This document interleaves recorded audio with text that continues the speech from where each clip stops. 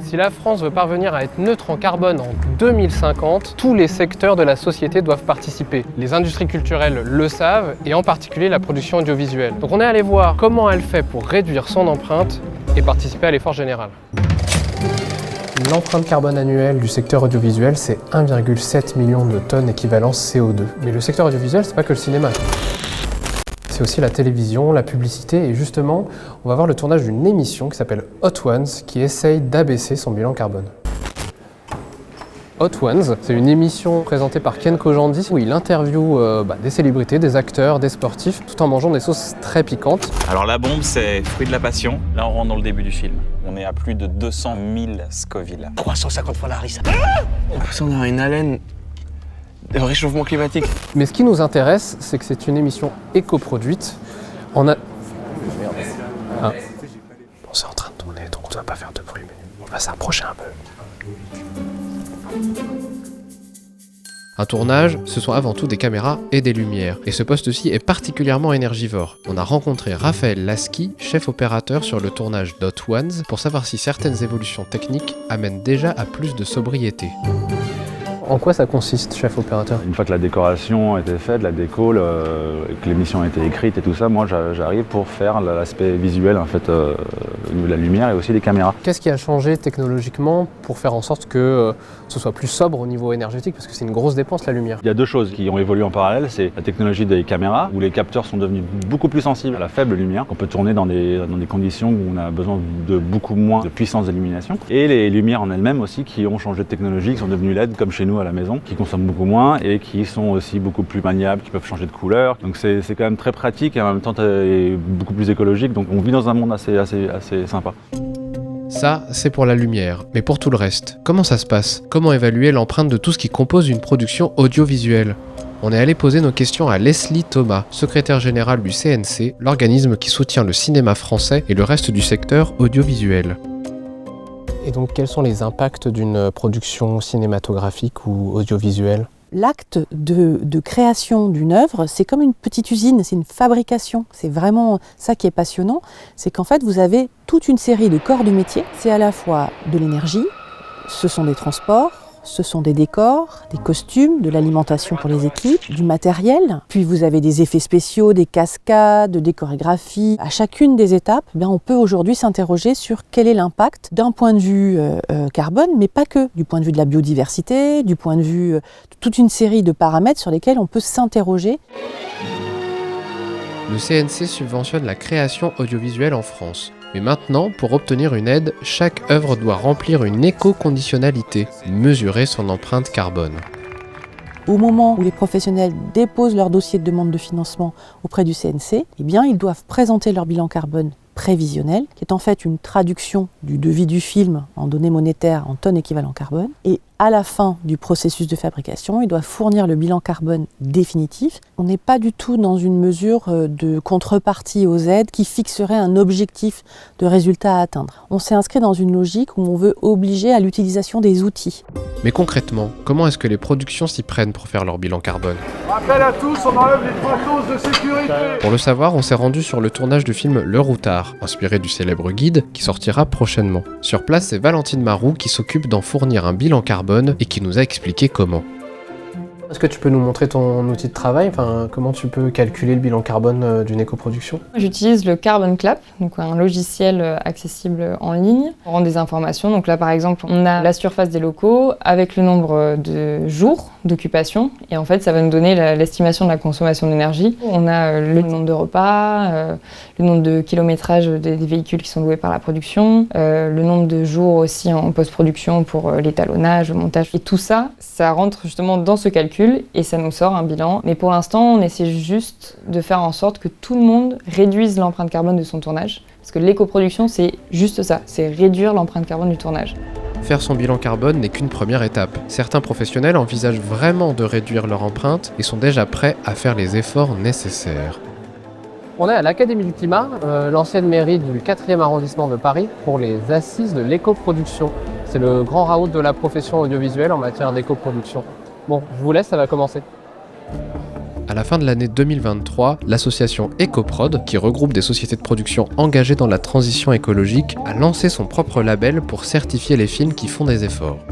La politique du CNC, elle va tout à fait dans le bon sens. Après, il ne faut pas que les productions s'arrêtent à mesurer leur impact. L'objectif, c'est de réduire l'impact. Et c'est pour ça aussi qu'on a lancé le label EcoProd. C'est pour être en complémentarité de la politique publique et de proposer aux productions qui font l'effort de réduire leur impact, de les valoriser avec ce label EcoProd. Le film Le Routard, sur lequel on est allé, essaie justement d'obtenir le label EcoProd. Poste clé à transformer pour l'obtenir, la décoration.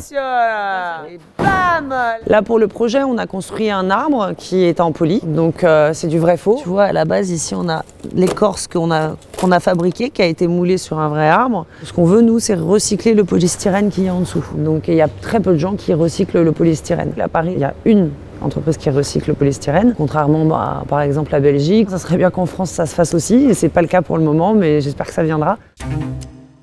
Et l'argent dans tout ça? Le cinéma reste une industrie qui est censée faire des profits. Est-ce qu'écoproduire impacte le budget d'un film?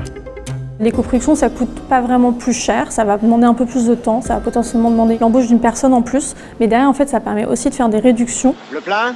On utilise moins de carburant, on utilise moins de matières premières, on évite de jeter des choses qu'on peut réutiliser derrière. En fait, les coûts au début se transforment aussi en opportunités. L'embauche d'une personne en plus? En effet, une écoproduction s'arme souvent d'un éco-référent. Sur le tournage d'Hot Ones, c'est Laurine Vaccaro qui chapeaute tous les éléments d'écoproduction sur le plateau. Donc tu es impact manager, c'est ça? C'est bien ça. C'est quoi ton challenge dans ton métier pour faire changer ces pratiques? L'objectif de mon poste, c'est pas de tout faire moi-même, c'est au contraire lancer un esprit d'équipe, que chaque responsable de poste soit indépendant et qu'il se lance dans des petites démarches à son échelle. Moi, mon objectif, c'est vraiment de sensibiliser un maximum de postes. C'est que à la fin d'un tournage, ils sachent que voilà, sur ce tournage-là, on a fait des efforts sur les coproductions et qu'ils puissent après en reparler sur d'autres et que ça puisse faire un effet boule de neige et qu'au final, tout le secteur se mobilise. C'est déjà un peu ce qui est en place puisqu'il y a forcément une concurrence entre les grandes chaînes. Moi, je travaille surtout avec les diffuseurs télé, donc entre les diffuseurs. Donc on sent qu'ils se challengent les uns les autres à force de se lancer une compétition et c'est ça qui fait avancer tout le mouvement. Une concurrence marketing qui peut créer une émulation, mais qui peut aussi pousser à embellir la vérité. Est-ce que certaines productions sont tentées de tricher avec cette démarche d'éco-production, d'essayer de faire du greenwashing finalement? C'est une très bonne question. Du greenwashing, c'est vraiment le mot qui ressort beaucoup. Pour moi, faire du greenwashing, c'est par rapport au message. Par exemple, si un film va dire nous, on était zéro carbone, c'est du greenwashing. Parce que déjà, c'est pas possible. Parce que le film le plus éco-responsable, c'est pas de film. C'est comme par exemple, il y en a que je ne nommerai pas, mais quand ils disent qu'ils vont être neutres en carbone sur toute la lignée de leur production, c'est pas possible. Planet Earth is a miracle in the universe.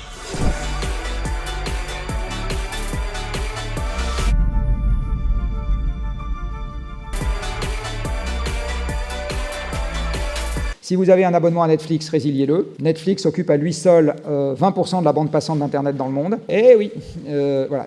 Bon, on rembobine. Avec l'éco-conditionnalité des aides du CNC et la création du label EcoProd, l'idée qu'il faut faire du cinéma de manière plus écologique commence vraiment à prendre. Mais jusqu'où peut-on pousser le curseur? Doit-on aller jusqu'à contraindre la création artistique? Est-ce qu'un éco-référent sur une éco-production donc fictionnelle a une influence directement sur la mise en scène ou la narration? Au début du projet, on a un droit de regard sur le scénario, donc on appelle ça une lecture environnementale. Je peux regarder si justement je vois qu'il y a des choses qu'on pourrait changer et qui n'influent pas directement avec le fil rouge du film. C'est pas dire justement il faut qu'il parle d'une activité ou d'une manifestation écologique dans le film, c'est plutôt là ils sont au restaurant, il y en a une qui a pris une grosse entrecôte et un qui a pris du poulet, est-ce qu'il n'y en a pas un des deux qui peut manger végétarien? Est-ce que ça va changer les choses, quoi?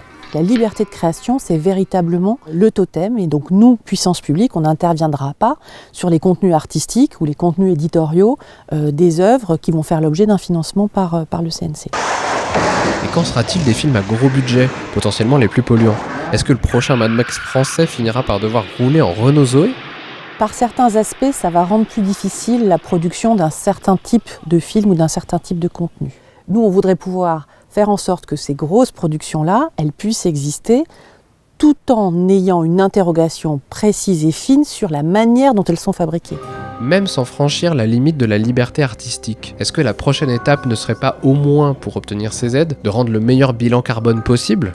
Pour l'instant, la seule chose qui est obligatoire, c'est la transmission du bilan carbone, qu'il soit bon ou mauvais. Après, je pense qu'à terme, on va aller vers une éco-conditionnalité plus ferme, comme on peut le voir en Allemagne par exemple, où il ne faut pas juste fournir un bilan carbone, mais vraiment respecter certaines règles d'éco-production. Donc je pense que c'est aussi vers là qu'on va aller en France. En tout cas, c'est ce qu'on souhaite chez EcoProd. Le cinéma, l'audiovisuel, le jeu vidéo, l'animation ne sont pas des secteurs à part. Ils ont les mêmes obligations que les autres secteurs d'activité. Les professionnels doivent répondre à la stratégie nationale bas carbone. Et donc il est fondamental de les accompagner à l'usage des outils qui vont leur permettre de faire de la comptabilité carbone comme ils font de la comptabilité budgétaire et comptable. Enfin, c'est aussi simple que ça.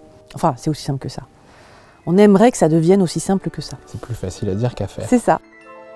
Vous l'aurez compris, l'industrie audiovisuelle essaye vraiment de réduire ses émissions de gaz à effet de serre, que ce soit pour la fabrication des films, des séries et même des clips et des pubs, que ce soit pour des raisons écologiques, marketing ou même financières. Mais il va aussi falloir qu'elle s'occupe de la diffusion de ses œuvres, parce qu'aujourd'hui, l'impact du streaming reste considérable.